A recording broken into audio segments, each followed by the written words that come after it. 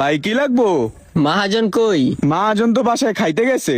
আচ্ছা, আপনি তো আর আমারে চিনবেন না, আপনার মহাজন আসলে বলবেন যে আজাদ চৌধুরীর ছেলে এটা দিয়ে গেছে।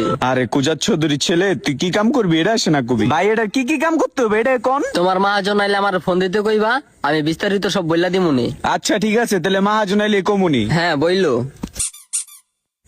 একটা ঠান্ডা নিয়ে আসো তো 1 লিটার। নেও টাকা, এখান থেকে 500 টাকা নোটটা নেও।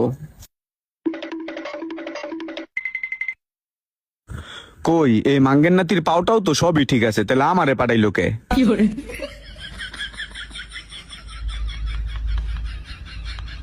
এই নেন ভাই। ইসরে বুঝলেই তো গেছিলাম ভাই, যে একাত নাই ভাই। এই যে টাকাটা, এই টাকাটা তুমি রাখা দাও, এটা দেওয়া লাগবো না। এই, না ভাই না। আরে রাহো, এই খুচরা টাকা কি দেওয়া লাগে? আরে বাবা আইডি বলে খুচরা টাকা। ভাই খান, ভাই ক্লাস নেই। আরে লাগবো না। খান তেলে খান। ডোক গিলেন ভাই, ডোক গিলেন, আরেকটা গিলেন। ওই ভাইরে দে ভাই, আরেকটা ডোক গিল, গিলেন আরেকটা গিলেন। না না, তোমরা দুজন মিলে খেয়ে ফেলো, আমরা আসি। ওই রাফি রে দেখ, মজো দিয়ে গেছে। নে এক ডোক গিল।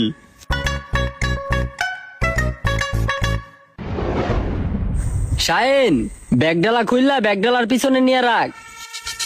ভাই কালকে তো আপনার আমি চিনতে পারি নাই কা, পরে না মহাজনে আপনার পরিচয় দিছে, আপনার বংশ সম্পর্কে জানাইছে, আপনার যে কত ধন দৌলত আছে ওইটাও কইছে। আরে এইগুলা কিছু না ভাই আপনি যাই কোন, আপনার সম্পর্কে যাই না গেছি, কামটা কিন্তু নিখুঁত ভাবে করে দিছি। যাক, ভালো করছো অনেক।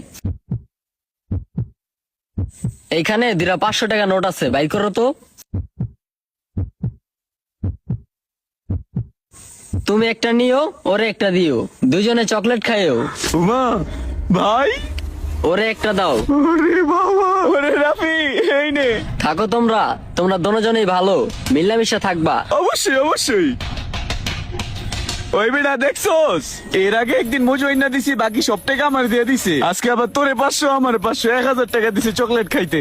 দোস্ত তুই খুশি হস নাই? অবশ্যই খুশি হয়েছি, কারণ এই প্রথম কাম করে এত টাকা বোনাস দিছে। আমি ওনারে দেখা ভাবতাছি, আল্লাহ ওনারে কত ধন সম্পদ দিছে, আমারে যদি একটু দিত তাইলে কি এমন হইতো,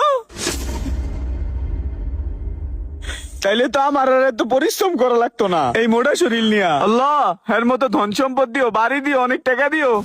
এই যা, তোর যে কাম আছে ওই কামগুলা কর যা।